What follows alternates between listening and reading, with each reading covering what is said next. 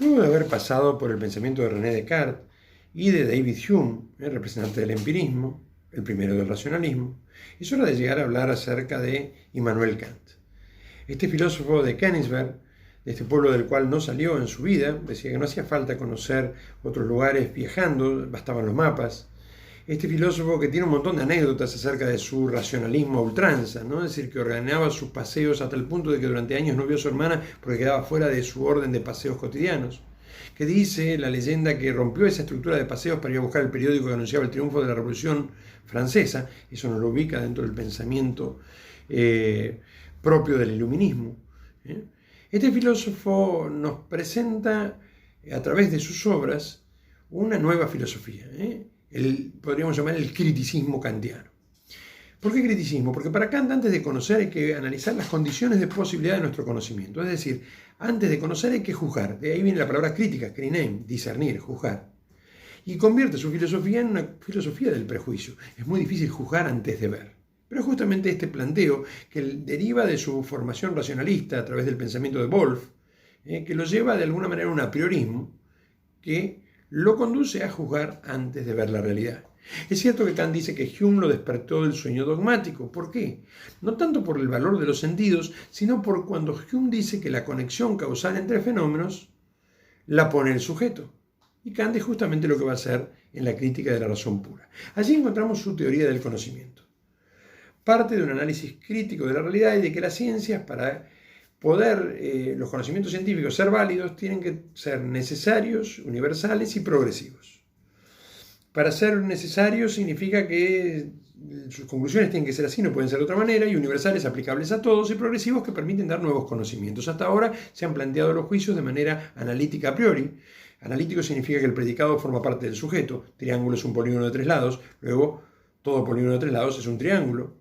Y en ese sentido, como es a priori, no hace falta ver un triángulo para darnos cuenta de esto, tienen una exactitud total, pero no nos permiten avanzar. O juicios sintéticos a posteriori, donde el predicado agrega algo al sujeto. La Tierra, sujeto, gira alrededor del Sol. Este descubrimiento nos agrega algo, pero no son universales y necesarios, son progresivos, pero le falta lo otro. Por eso hace falta un nuevo tipo de juicios, los sintéticos a priori. A lo largo de la crítica de la razón pura se dedica a establecer cómo, es decir, en la estética trascendental, estos juicios se aplican a las matemáticas.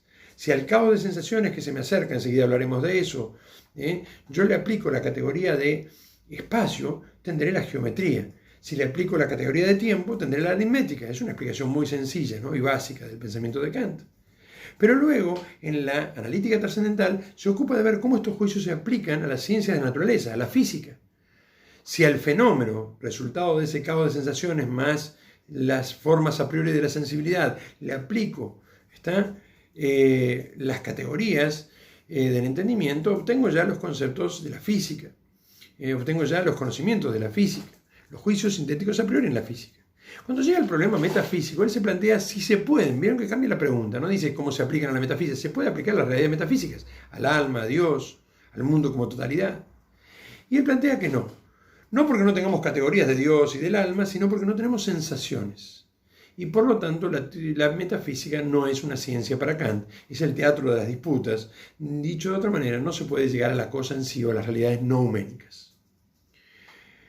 Estética trascendental, analítica trascendental, dialéctica trascendental conforman esta gran obra que, en el fondo, podríamos esquematizar de la siguiente manera. Al conocer, el sujeto se presenta en la realidad, diría Kant, como el juez ante el testigo. Voy a juzgar más que a ver.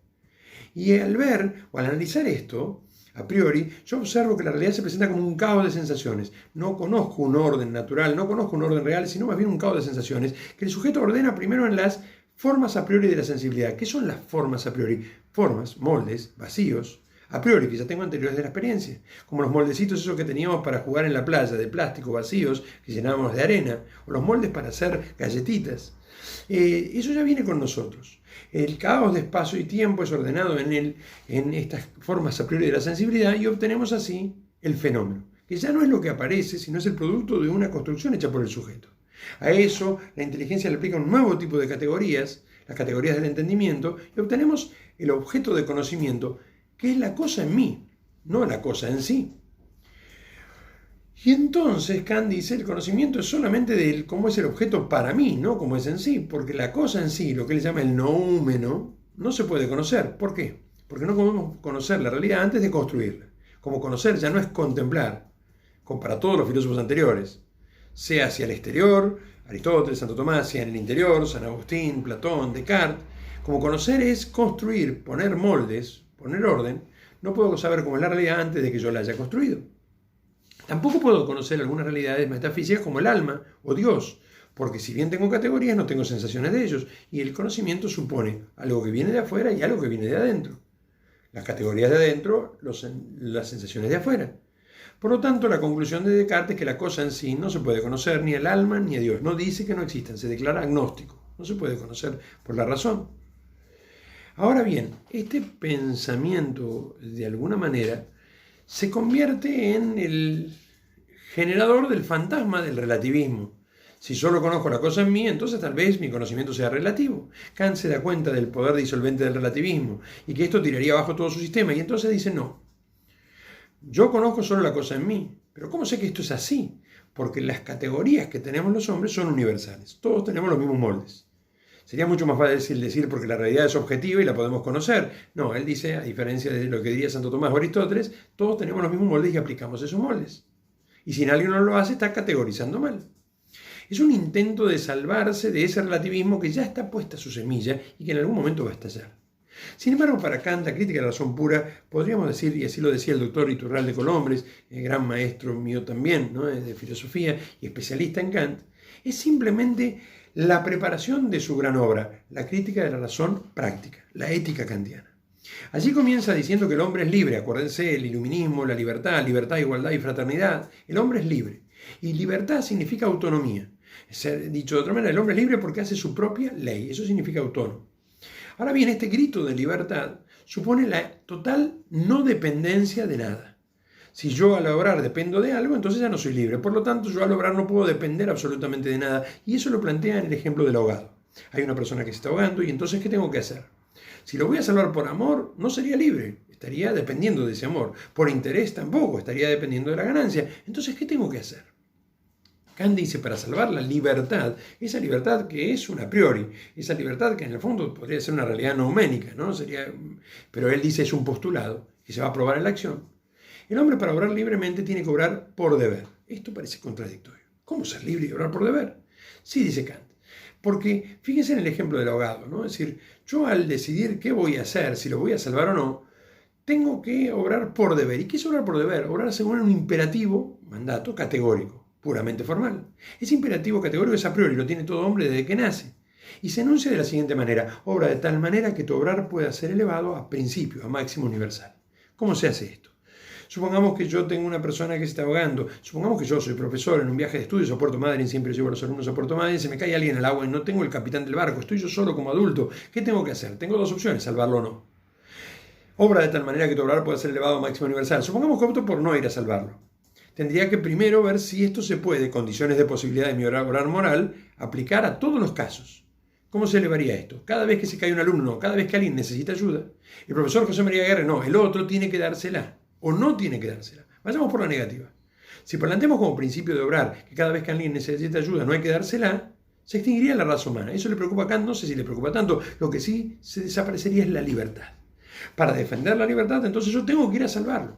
Porque se ahogaría esa persona, el día que yo me cayera nadie me ayudaría a mí, la raza humana se extinguiría. Imagínense, un bebé tiene hambre y la madre no se lo tendría que dar de comer, y por lo tanto, al perderse el hombre, perderíamos la libertad. Se anularía el acto. Por lo tanto, hay que ir a salvarlo.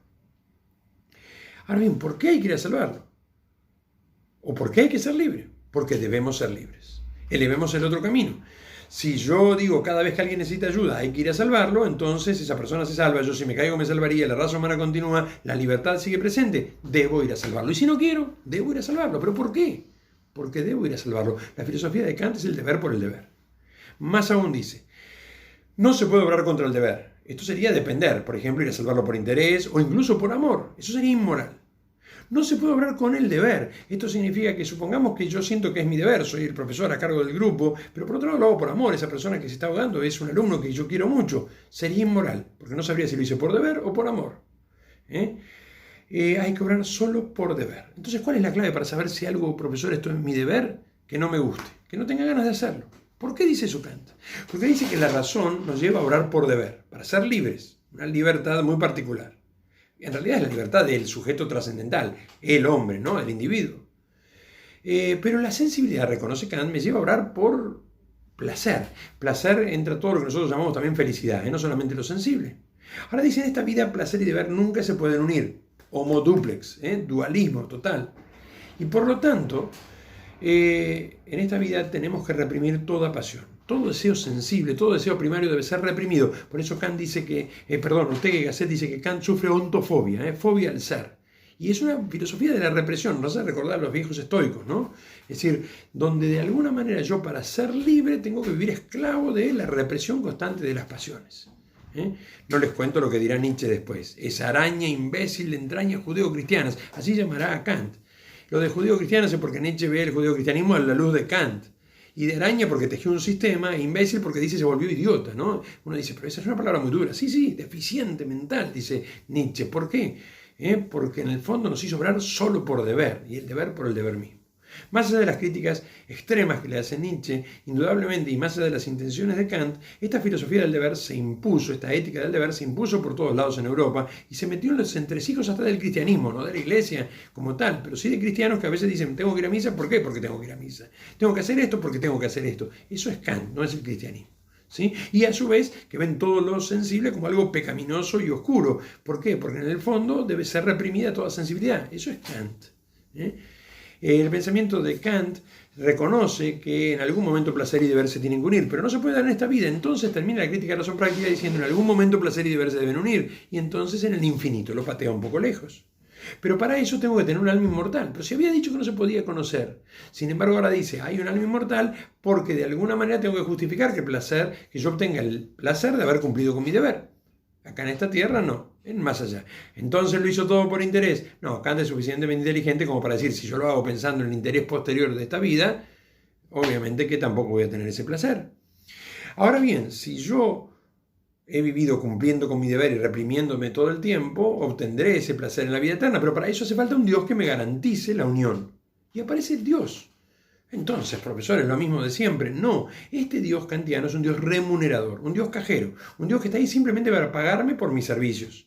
Y que se ocupa no del contenido, sino de las formas. Yo voy a un banco a cobrar un cheque, el cajero mira si está bien endosado, mira si hay fondos, no mira si trabajé bien o no y si me merezco el sueldo. Simplemente cumple con las formas.